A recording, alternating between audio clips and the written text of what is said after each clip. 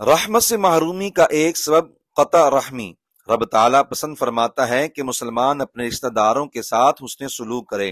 اگر انہیں ضرورت ہو تو حسب استطاعت ان سے مالی تعاون کرے اور ان کے دکھ درد میں شریک ہو۔ ایسا کرنے پر رحمت الہیہ کی خوشخبریاں عطا ہوئی ہیں، جبکہ رشتہ داروں سے کسی شرعی وجہ کے بغیر تعلق توڑنا باری تعالیٰ کو ناپسند ہے، اور ایسا کرنے والا شخص خصوصی رحمت سے محروم رہ جاتا ہے۔ سیدنا عبداللہ بن ابو اوفا رضی اللہ تعالیٰ عنہ کی روایت کا خلاصہ ہے کہ ہم عرفہ کی رات کو رسول اللہ صلی اللہ علیہ وسلم کی بارگاہ اقدس میں بیٹھے تھے۔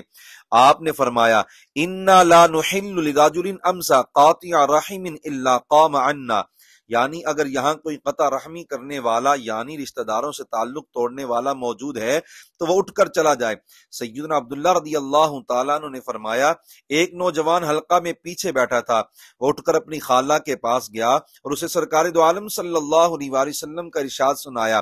یعنی اس سے معذرت کر کے قطع تعلقی ختم کر دی، پھر واپس آ کر اپنی جگہ بیٹھ گیا۔ رسول اللہ صلی اللہ علیہ وسلم نے اس نوجوان سے اٹھ کر جانے کی وجہ پوچھی تو اس نے خالہ کا معاملہ عرض کیا، چنانچہ آپ صلی اللہ علیہ وسلم نے فرمایا، اجلس فقد احسنت الا انها لا تنزل الرحمة على قوم فيهم قاطع رحم،